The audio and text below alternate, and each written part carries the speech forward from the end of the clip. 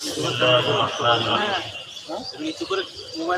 الحمد لله رب العالمين، والصلاة والسلام على رسوله الكريم، أما بعد.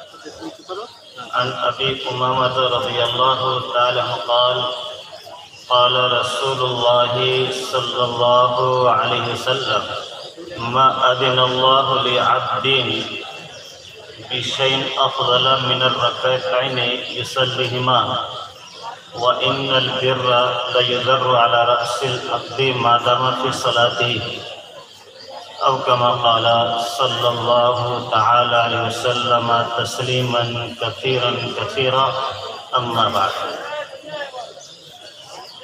اسٹیج پر بیٹھے ہوئے معزز بزرگ علماء کرام، سامنے موجود قابل قدر سامعین حضرات، جیسا کہ آپ نے اعلان میں سنا کہ میں صوبہ جھارکھنڈ کا رہنے والا، اردو زبان میں آپ سے گفتگو ہوگی. آسان اردو بولنے کی کوشش کروں گا.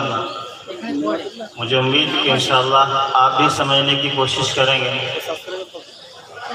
اللہ پاک سے دعا ہے کہ اللہ پاک مجھے صحیح طریقے پہ اپنی بات کہنے کے توفیق مرحمت فرمائے، اور یہ بھی دعا ہے کہ اللہ کا ہم سبوں کو ان باتوں پہ عمل کرنے کی توفیق دے. میں نے ترمذی شریف کی روایت نقل کی ہے. حضرت ابو امامہ رضی اللہ تعالیٰ عنہ فرماتے ہیں کہ نبی کریم صلی اللہ علیہ وسلم نے ارشاد فرمایا، یہ مجلس دین کی مجلس ہے. جب بھی محسن کائنات محمد عربی صلی اللہ علیہ وسلم کا نام آئے تو آپ درود شریف اتنا زور سے پڑھے کہ اسٹیج تک آواز پہنچے، تو میں سمجھوں گا کہ آپ یہاں حاضر بھی ہیں اور سن بھی رہے، سمجھ بھی رہے. آپ کے ہونٹ پہ حرکت نہ آئے اور آپ نہ سمجھیں اور پھر درود بھی نہ پڑھیں، یہ سمجھنے کے بہت بڑی بدقسمتی کی بات ہے.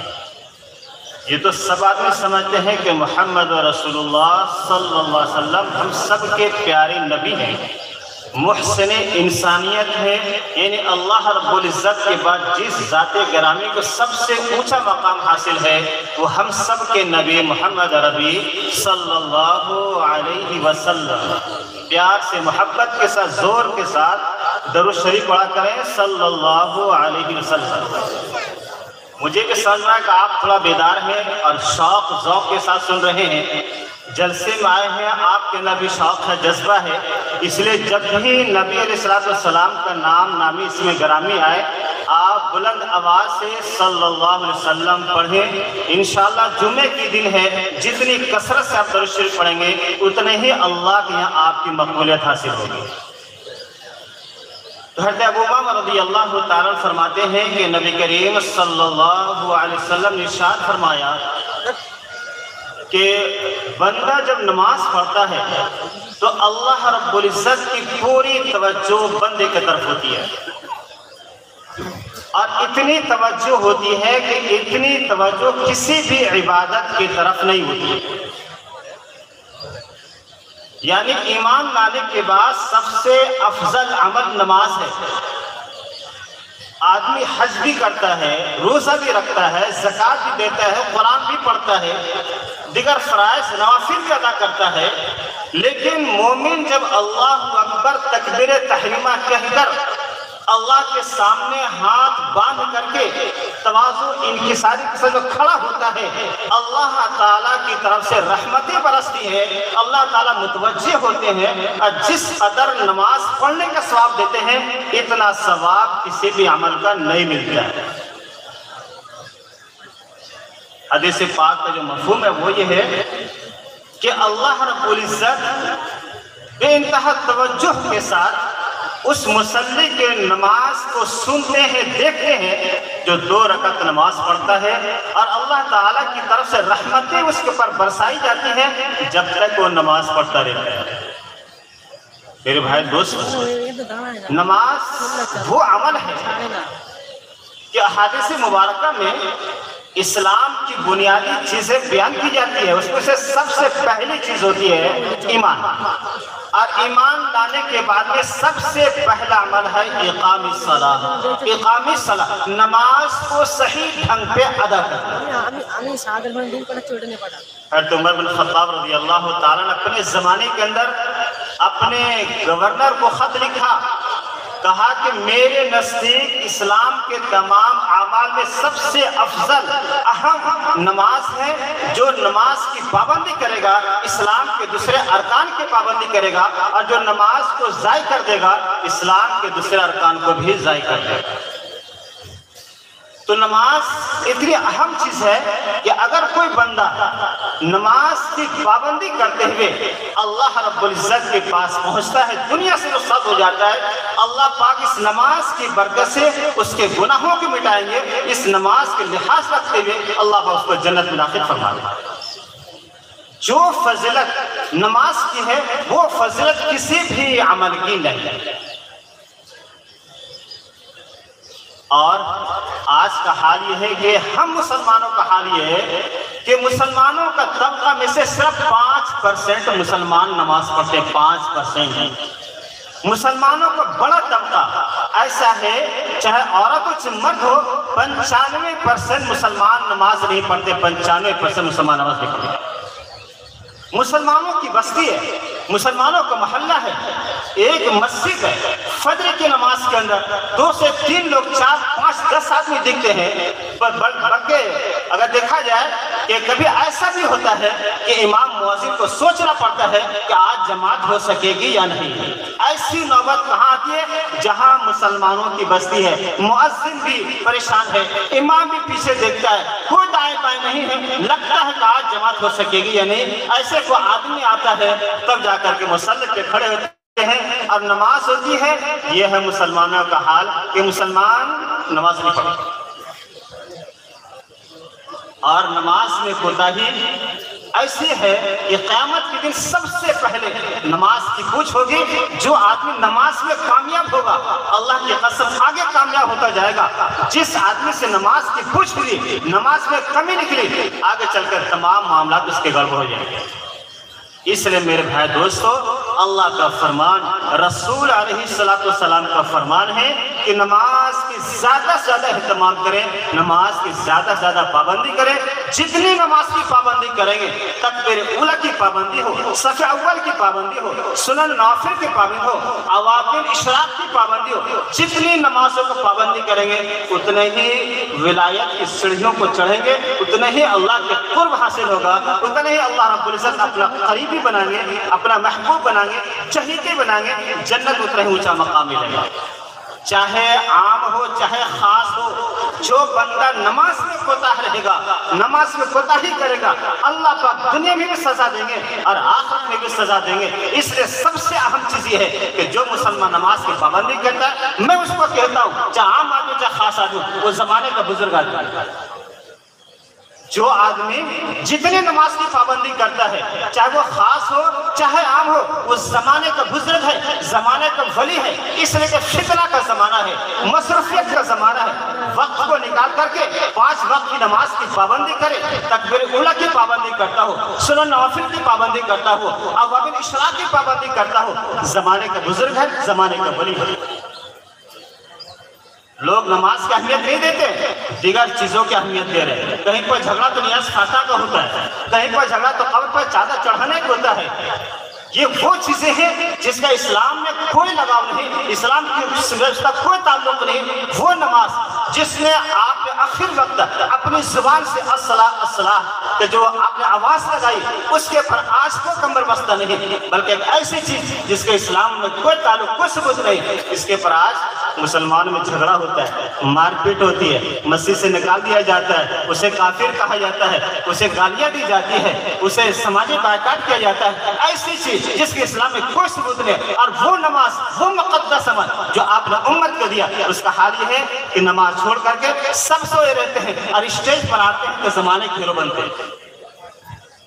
اس لیے میرے بھائی دوستو، نماز کی پابندی اللہ رب العزت کا فرمان اور ہم سب کے نبی محمد عربی صلی اللہ علیہ وسلم کا حکم ہے جتنی پابندی کریں گے اتنے اللہ پاک آپ کو عافیت سے رکھیں گے دنیا میں بھی اور آخرت میں بھی۔ اور حدیث کا دوسرا لفظ ہے کہ اللہ کے نبی علیہ الصلوۃ والسلام ارشاد فرماتے ہیں اللہ کا قرب حاصل کرنا چاہتے ہو قرآن مقدس کی تلاوت کرو۔ حدیث کا مفہوم ہے اللہ کا قرب حاصل کرنا چاہتے ہو قرآن مقدس کی تلاوت کرو۔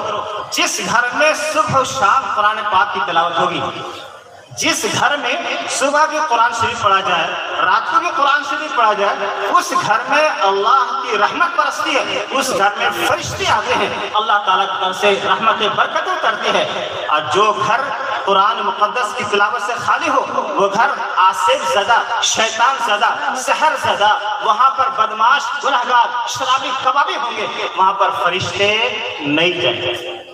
افسوس سے کہنا پڑتا ہے کہ مسلمان کا 2% طبقہ قرآن پڑھتا ہے، 2% طبقہ قرآن پڑھتا ہے، 99 نہیں بلکہ 98% مسلمان وہ ہے جو قرآن نہیں پڑھتے، صرف 2% مسلمان کو وہ طبقہ ہے جو قرآن مقدس پڑھتا ہے، باقی امت نے قرآن پڑھنا چھوڑ دیا۔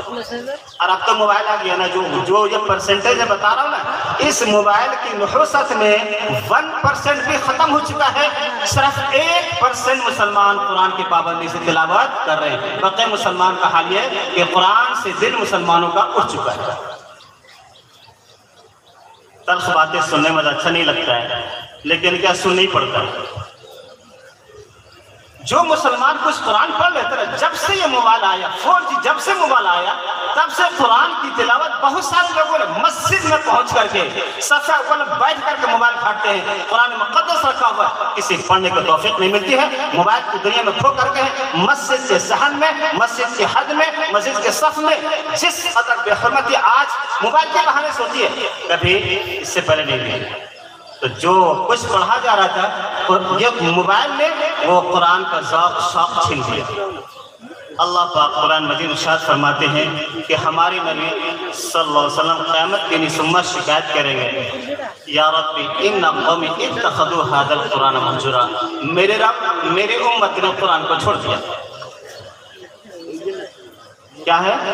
ہم لوگوں کے خلاف، اس امت کے خلاف ہمارے نبی قیامت کے دن اپنے رب سے کہیں گے اے میرے رب میری امت نے قرآن مقدس کی تلاوت کو چھوڑ دیا تھا۔